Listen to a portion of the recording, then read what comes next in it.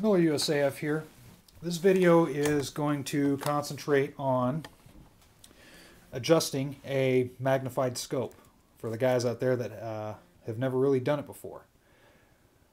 Normally when you buy a rifle with a scope setup, the guys at the gun store will do a rough zero on your scope. It'll get you in the neighborhood of where you want to be, but what you need to do is get out to the range and do a proper zero.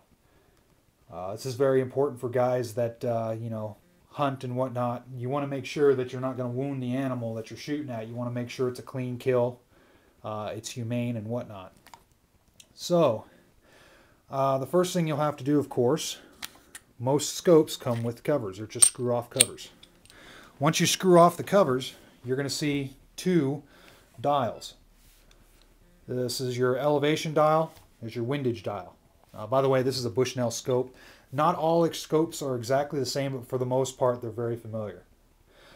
Now, what you want to do is sight in your rifle at 100 yards. And you'll notice on the scope here, it'll tell you 1 click of the scope equals 1/4 inch of adjustment at 100 yards. That's one of the reasons you want to sight it in at 100 yards. That just makes it easy. You can sight it in. If you want to do 200, then that's fine. Just 100 yards is the easiest for the guys that are kind of newer to the game. You want to keep it as simple as possible. So at 100 yards, 1 click equals 1/4 inch of adjustment. Also, there's arrows on the knobs here that tell you which direction the bullet travel will go when you adjust the scope. Like for example, this elevation knob right here is telling me that, sorry if you can't see it too well, I know the camera's not the greatest. This is telling me 1 click counterclockwise will move my point of impact up 1/4 inch at 100 yards. For my windage, 1 click clockwise will move my point of impact left 1/4 inch at 100 yards. So that's kind of how that goes. It's pretty simple. There's no big science to it. Basically, what you want to do when you get out to the range, you want to rest your rifle. What I mean by rest your rifle is you're shooting it off of a bipod or a backpack or something you can use so that way your rifle is as stable as possible. Fire off 3 rounds. You can do more if you like, but 3 rounds is all you need to do. When you get your shot grouping at 3 rounds, what you want to do is adjust the scope to the middle of that 3-round group, if you get what I'm saying. I'm trying to keep this as simple as possible so you guys will understand.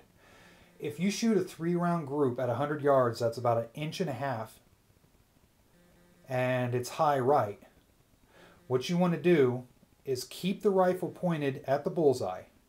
Without moving the rifle at all, adjust using your knobs only, and you'll see the crosshairs move. You'll see, once you start clicking up, you'll see the crosshairs start to move up off the bullseye without the rifle moving. Continue to do that until you're level with the middle of your shot group, and then move it left or right as needed until you're right in the middle of that shot group. Once you're there, go ahead and load 3 more rounds, do it again. And you can fine tune a little bit as needed.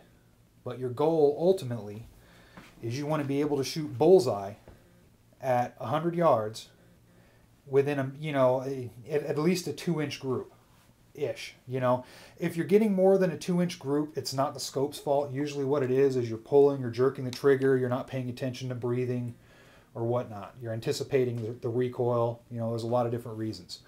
Most rifles these days will give you about 1 inch to 1.5 inches at 100 yards. So if you're shooting the bullseye and your groups are sitting around 1 inch to 1.5 inches, you're good to go. Now there's some rifles out there, of course, that'll shoot a little bit more accurately, and I won't get into that. I'm just trying to give a basic overview for the beginners. So if you have any questions, feel free to let me know,